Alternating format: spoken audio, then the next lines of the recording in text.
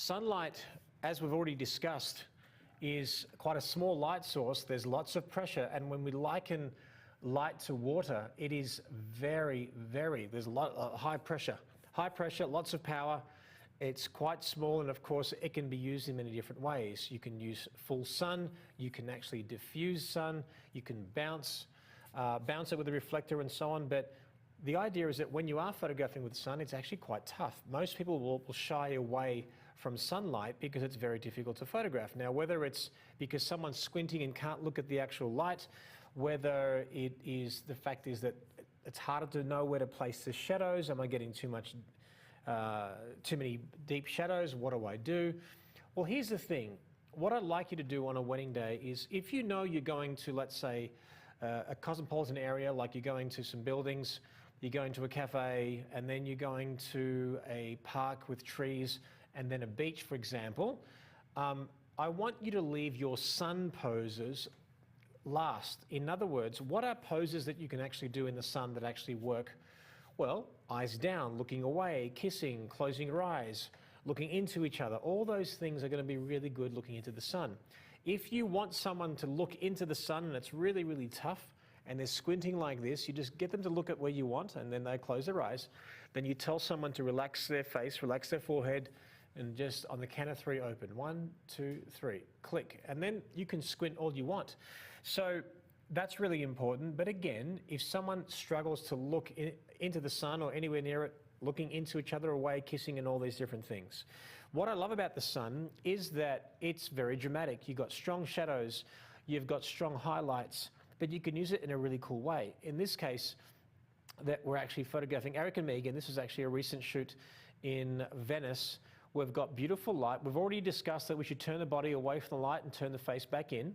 And you see how I've turned her body to a point where I've got shadow on the cleavage, middle of a dress. I've got texture, depth, dimension, and form.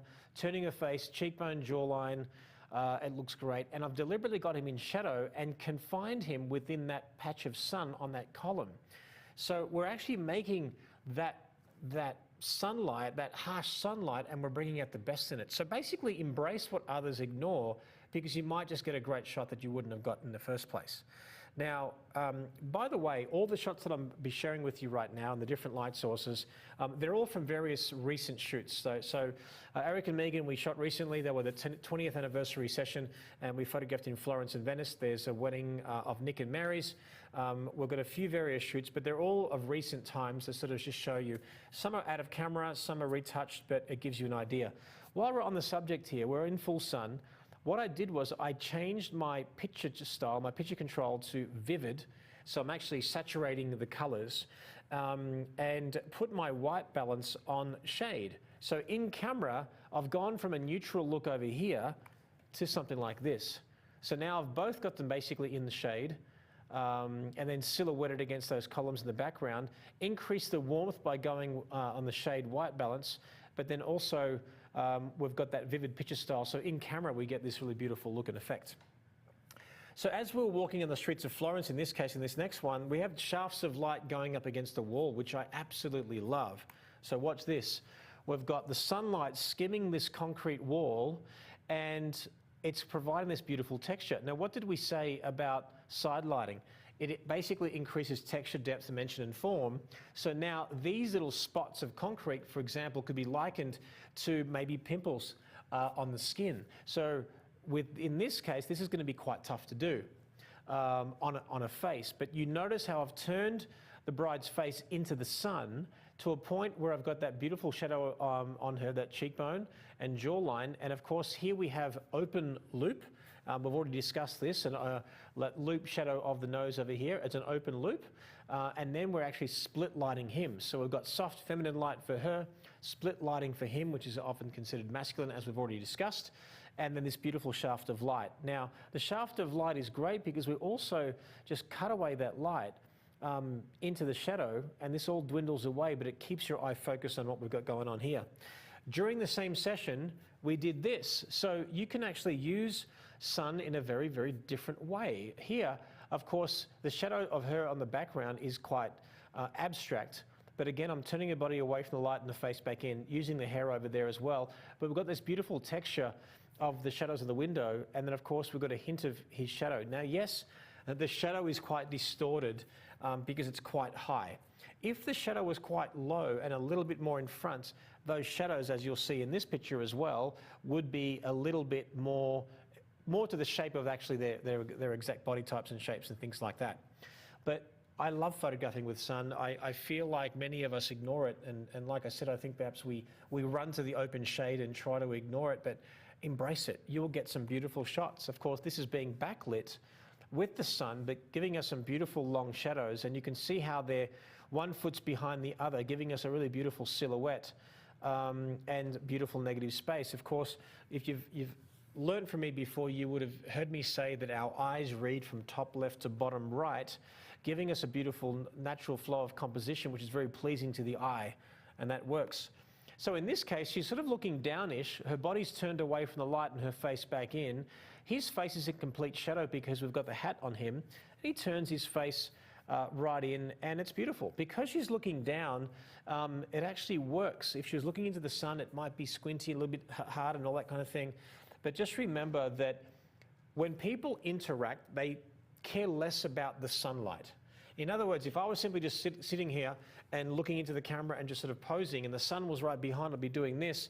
But for some reason, if I was interacting, having fun, giggling, whatever, I tend to forget about the sun, and it's a lot easier. So just remember those points when you're photographing.